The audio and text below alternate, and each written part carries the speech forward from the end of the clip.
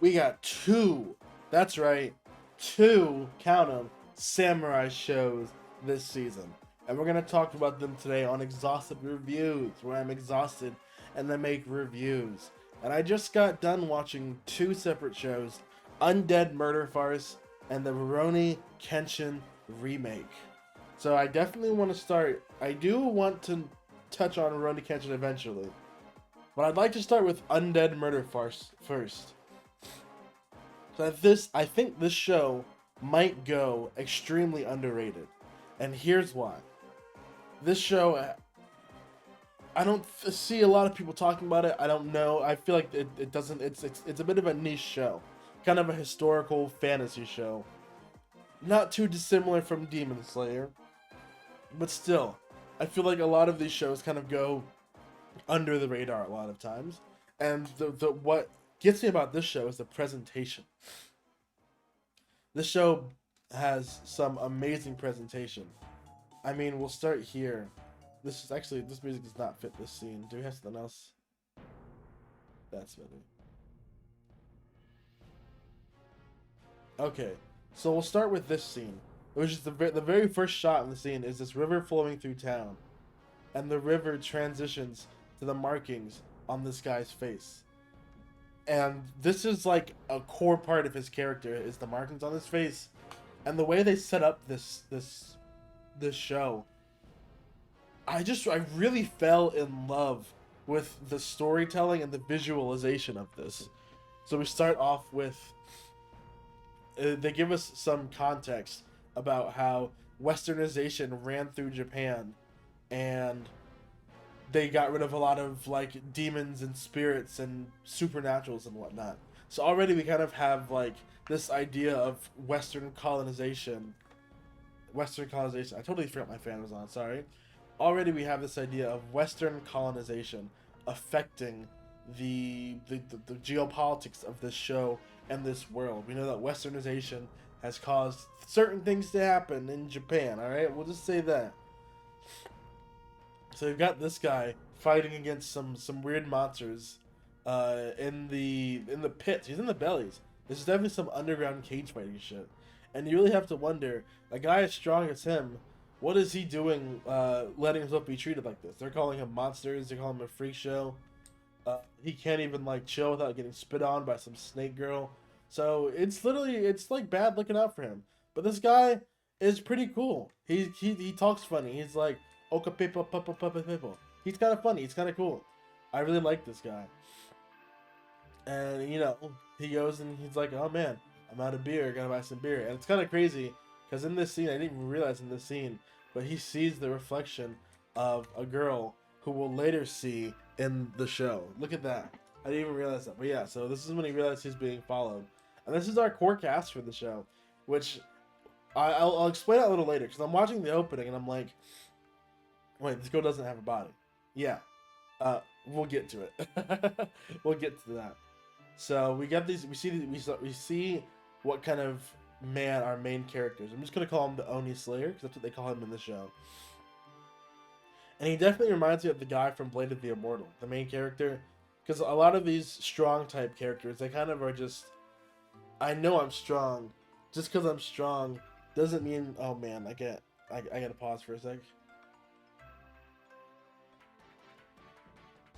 Alright, well that was life. But we're back now.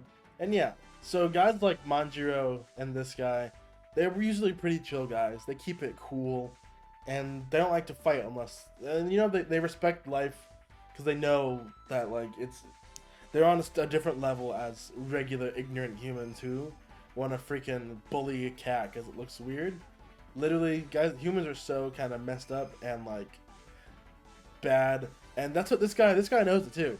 He knows it too. That's why he likes animals, because they lack political thought. They're free. So this guy, he's like, you know, I can't say I enjoyed being followed around. He's clearly being followed around by this girl in a bird cage. And I'm watching this, and I actually didn't. For a second, I thought it was like an animation error, but hold up, where is it? If I can, this whenever she talks, her mouth doesn't move. I can't find a good scene of it. But whenever she was talking, her mouth wasn't moving, and I was really ready to write off this show, because I was like, here we go. I think this is one of it. Right here. See, the voice is talking, but her mouth isn't moving. And so I'm watching the scene, I'm like, bro, did they literally forget to animate her mouth moving? And then I was like, I was just so ready to drop the show and be like, nah, bro. You know, that's an unforgivable animation error. But no, they fooled me. And this is what I mean when I say the show is, because most other shows would have cut to the birdcage. But then I was thinking like, no, wait. I saw that in the opening. Is the head in the birdcage? Is that what's talking to? Is that what's talking to him? Is the girl from the headless girl, the bodiless girl, I guess.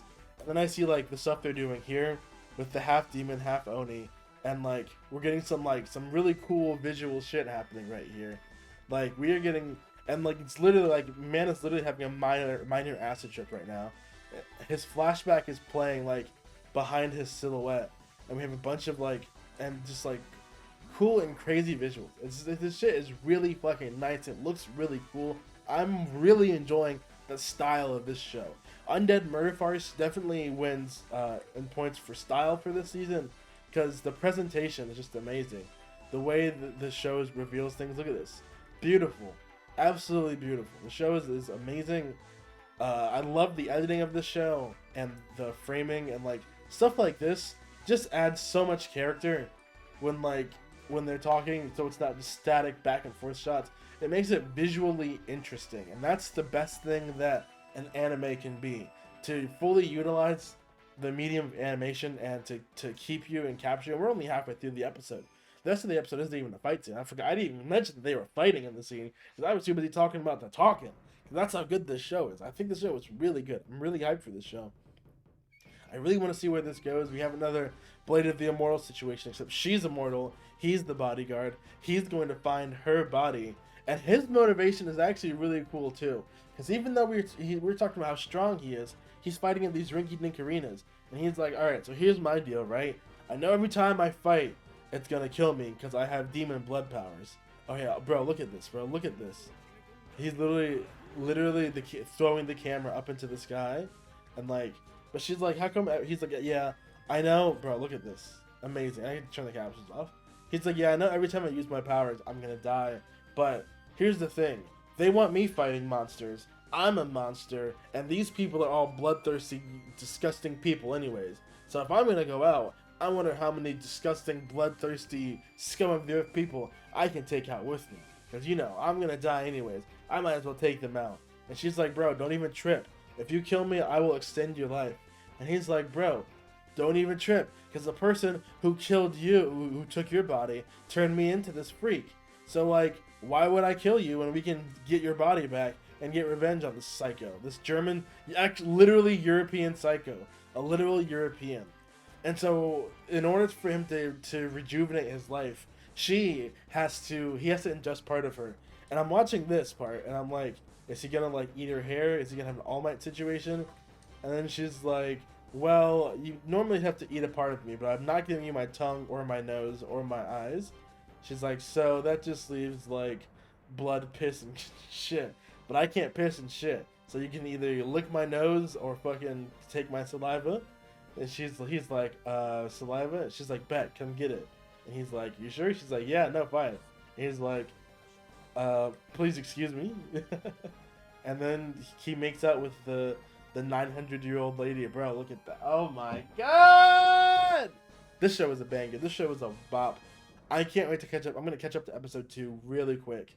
And Rurouni Kenshin episode 2. So I can talk about these again. Rurouni Kenshin, I will be quick about this one just because I am a little bit tired. You know, the show is all exhaustive reviews. I will be a little bit tired. But it's a remake of an original show. Looks like it's just the first arc. The original show came out in like the 90s, 2000s. We got it in the West. Now it's back. I'm not the biggest fan of the art style. It looks too new. I like it when it's a little bit more rugged. But it looks like a long time ago, our main character used to kill people. He was a bad man. And now he's just a wandering samurai. So he's basically a wandering samurai who uses a very obscure swordsman technique that this girl also studies, or used to study. And some whack job is going through pretending to be from that school. It's ruining her dojo's name. And this guy is like, you know, like, your father wouldn't want you to die, so you should probably stay home. There is a fight scene with this big dude. Look at this huge MFer, bro. He's towering over these people. So eventually we realize she actually tries to arrest him for having a sword.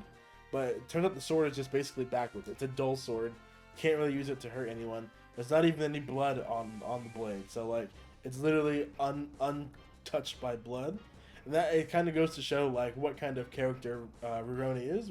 I guess his name is Kenshin, but it goes to show Rurouni Kenshin. Rurouni is, apparently, it's like some kind of samurai. So it's basically like saying Samurai Kenshin, so, or Ronin. So, Rurouni Kenshin. Kenshin is a peaceful samurai. There's a little bit of a real estate hassle. Uh-oh, we got some bad guys. And what actually ends up happening is that, you know, in typical old shonen fashion, there's a plot twist bad guy, but he's evil the whole time. And then Kenshin shows up at the last minute and literally dispatches people wave after wave. He's literally, where is it? He is literally going through waves of people. They even show it too. It's literally, it's honestly kind of hilarious. My man is like, it's like he's got a freaking bulldozer. He's just mowing dudes down with speed, precision, and he's able to pretty much instantly take this guy out by jumping in the air and just smacking him. Thank God his blade is dull. Otherwise that dude would literally be dead. Literally dead. Actually sprawled across the floor dead. So this looks to be the story of a peaceful samurai trying to, I guess, right his wrongs and reclaim his peace before he had to go be evil. Gintama does a lot of arcs like that where it'll get serious all of a sudden. But you know, I'm definitely looking forward to the show. I know there's a lot of controversy because the author of the show is kind of a scumbag, but the show is known as a classic. We'll see if it's just average, I won't watch it. So the show really has to impress me, and it really has to earn its spot as a classic for me, especially with this remake. Because what's stopping me from just going to watch the original?